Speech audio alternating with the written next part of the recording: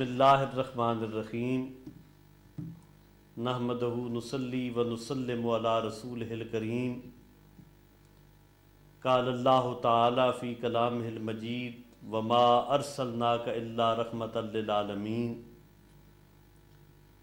ناظرین گرامی، میری آج کی گفتگو کا موضوع ہے شب ولادت اور میلاد النبی کے فضائل۔ جیسے کہ میں نے پہلے عرض کیا ہے کہ نسل انسانی اپنے مرتبہ اور مقام سے گر گئی تھی۔ انہوں نے اللہ وحدہ لا شریک کی عبادت کرنے کی بجائے بتوں کو سجدہ کرنا شروع کر دیا تھا۔ کبھی وہ چاند کے سامنے سر سجدہ ریز تھی، کہیں سورج کو سجدہ کیا جا رہا تھا، کہیں درختوں کی پوجا ہو رہی تھی، کہیں سانپ کو دیوتا بنایا جا رہا تھا۔ یعنی انسان اپنی قدر و منزلت کھو چکا تھا، ہر طرف فتنہ و فساد تھا، لوگ اپنی بچیوں کو زندہ درگور کر رہے تھے، ظالم طاقتور تھا، مظلوم کی پکار سننے والا کوئی نہیں تھا، ہر طرف اندھیرے ہی اندھیرے چھائے ہوئے تھے، ہر طرف گمراہی ہی گمراہی تھی، ہر طرف ایک عجیب ہو کا عالم تھاری تھا جس میں کہیں کسی طرف بھی روشنی کی کوئی کرن نہیں تھی۔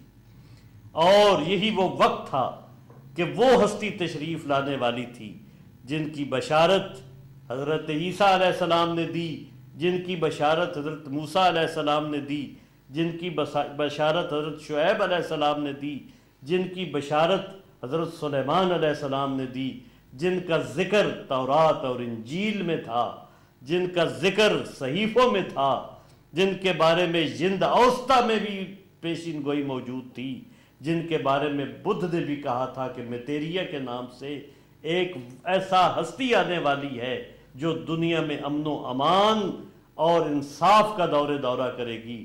اب وہ ہستی تشریف لانے والی تھی کہ جن کے آنے سے ہر طرف ظلمت کدے ختم ہونے والے تھے، جن کے آنے سے ایک اللہ وحدہ لا شریک کی پرستش اور اس کی عبادت کا آغاز ہونے والا تھا۔ اب وہ ہستی آنے والی تھی کہ جس کے آنے سے ہر طرف ایک روشنی اور حکمت کے خزانے آنے والے تھے۔ اللہ تعالیٰ نے نسل انسانی پر رحم اور احسان فرمایا اور حضرت ابراہیم علیہ السلام کی اس دعا کو اللہ تعالیٰ نے پذیرائی بخشی جو انہوں نے کعبہ مشرفہ کی تعمیر کے بعد مانگی تھی۔ حضرت ابراہیم علیہ السلام نے اللہ تعالیٰ کے سامنے ہاتھ پھیلا کر یہ دعا مانگی تھی، اے پروردگار عالم، ربنا وبعث فیہم رسولا منہم یتلو علیہم آیاتک ویعلمہم الکتاب والحکمہ ویزکیہم انک انت العزیز الحکیم۔ اے ہمارے رب، تو بھیج ان میں سے ایک ایسا رسول جو ان پر تیری آیتیں تلاوت کرے اور انہیں کتاب و حکمت کی تعلیم دے، اور بے شک تو غلبے والا اور علم والا اور حکمت والا پروردگار ہے۔ اللہ تعالیٰ نے حضرت ابراہیم علیہ السلام کی اس دعا کو شرف باریابی بخشا اور نبی اکرم صلی اللہ علیہ وسلم اس دعا کا ایک مجسم تعبیر بن کر دنیا میں تشریف لائے۔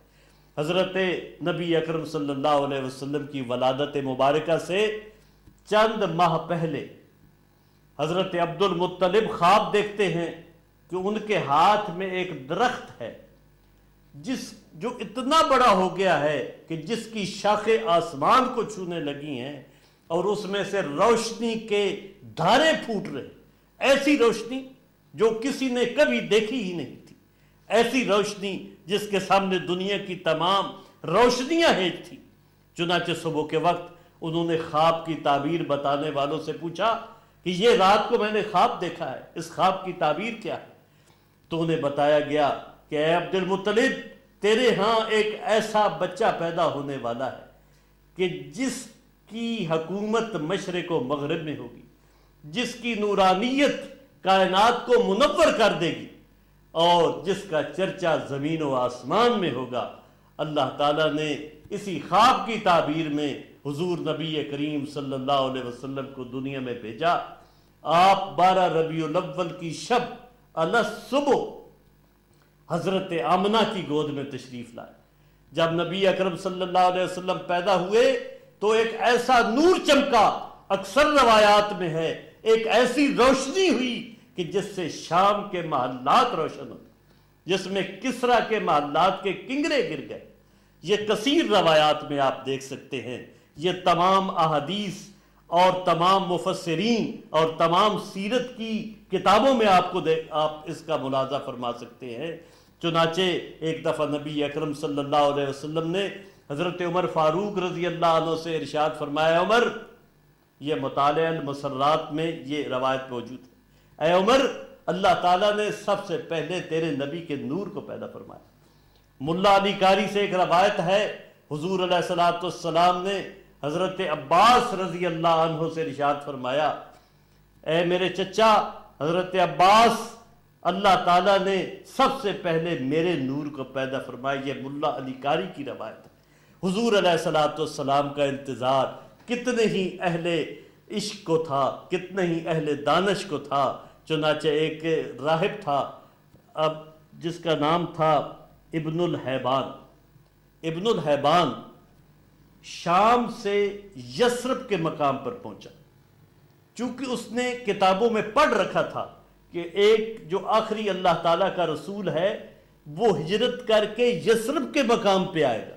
یثرب مدینہ منورہ کو کہتے ہیں، یہ مدینہ منورہ کا پہلا نام تھا۔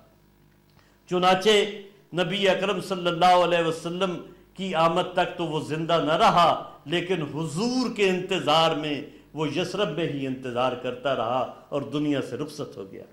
چنانچہ اسی طریقے سے ایک ایس نامی راہب، اس نے بھی کتاب میں پڑھ رکھا تھا اپنی بائبل میں کہ اللہ تعالیٰ کا آخری رسول اسی شہر مکہ میں پیدا ہونے والا ہے۔ چنانچہ جس دن حضور پیدا ہوئے تو وہ حضرت عبد المطلب کی خدمت میں آیا اور حضرت عبد المطلب سے کہنے لگا، اے عبد المطلب، آج وہ ستارہ طلوع ہو گیا ہے کہ جس میں یہ پیشین گوئی دی گئی تھی کہ جب وہ اللہ کا آخری رسول ہوگا تو وہ ستارہ طلوع ہوگا۔ چنانچہ وہ ستارہ طلوع ہو گیا ہے، اللہ تعالیٰ نے آخری رسول کو تیرے گھر میں بھیج دیا ہے۔ حضرت عبد المطلب فرماتے ہیں وہ کون ہے؟ فرمایا وہ تیرا ہی پوتا ہے، تو اس کا جد امجد ہے۔ چنانچہ نبی اکرم صلی اللہ علیہ وسلم کی یہ شب ولادت اور آپ کا میلاد افضل ترین ہے۔ یہی وہ مبارک میلاد ہے جس کے باعث ہم تمام نسل انسانی کے لیے توبہ کے دروازے کھل گئے، ہمیں ماہ رمضان عطا ہوا، ہمیں اللہ کی نعمتیں عطا ہوئیں، ہمیں توبہ عطا ہوئی۔